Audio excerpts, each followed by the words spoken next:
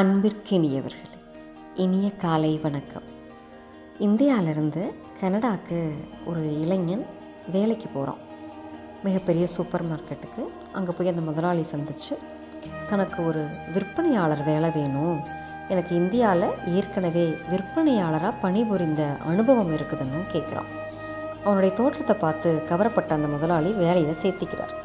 குண்டூசியிலிருந்து வானூர்தி வரைக்கும் கிடைக்கக்கூடிய சூப்பர் மார்க்கெட் அது. முதல் நாள் வேலை முடியுது.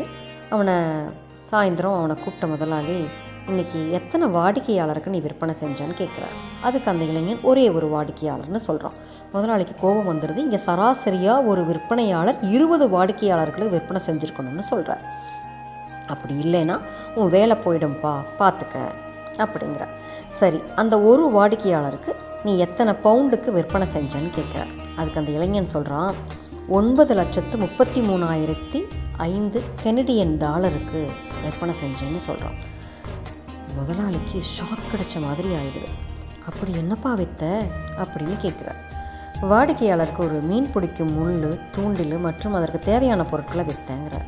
ஆனால் அதனோட விலை இவ்வளவு இல்லையேன்னு கேட்குறார். ஆமாங்க, தூண்டில் வாங்கினா கடலுக்கு போகணுக்கு படகு வாங்கணும், படகுக்கு போனால் அந்த படகை எப்படி எடுத்துகிட்டு போவீங்க, அதுக்கு ஒரு கார் வேணும், அதுக்கு ஒரு 4 டீலக்ஸ் கார் விற்றேன். அந்த மாதிரி அதுக்கு அந்த நீங்கள் போய் அங்கே தங்குறதுக்கு ஒரு டென்ட்டு விற்றேன் அப்படின்னு சொல்லி என்னமோ சொல்கிறான். மொத்தத்தில் நிறையா விஷயங்களை சொல்லி இவ்வளோக்கு விற்றேன். இத்தனையும் வாங்குறக்கா அந்த வாடிக்கையாளர் நம்ம கடைக்கு வந்தாருன்னு அவர் கேட்குறார். இல்லை, அவர் தனக்கு தலை வலிக்கிறதாகவும் ஒரு தலைவலி மாத்திரை வாங்க வந்ததாகவும் சொன்னார். நான் தான் தலைவலிக்கு நல்ல மருந்து மீன் பிடிக்கும் பொழுதுபோக்கு அப்படின்னு சொன்னேன் அப்படின்னு அவன் அந்த வாக்கியத்தை முடிக்கிறான். இதுக்கப்புறம் கதை நமக்கு வேண்டாங்க. இது ஒரு கதை தான்.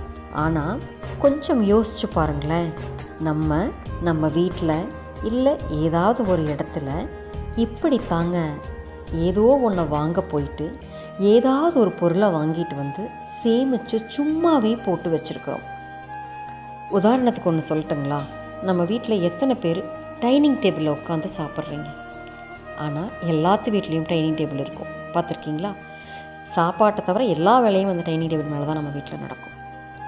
அதுக்காக நான் டைனிங் டேபிள் வாங்க வேண்டாம்னு சொல்லலைங்க, நான் உதாரணத்துக்கு சொல்கிறேன். இந்த மாதிரி நிறையா பொருட்களை, பார்க்குற பொருளை எல்லாம் 100 ரூபா தானே, 50 ரூபா தானே, 150 ரூபா தானே, இப்படி வாங்கி வாங்கி போட்டு தேவையில்லாமல் வீட்டுக்குள்ளே அடைச்சி வைக்கிறோங்க. அதனால் இனிமேல் ஏதாவது பொருள் வாங்கும்போது கொஞ்சம் யோசித்து நமக்கு இது தேவைதானான்னு வாங்குவோங்க. எனக்கும் சேர்த்து தாங்க சொல்கிறேன், சரிங்களா?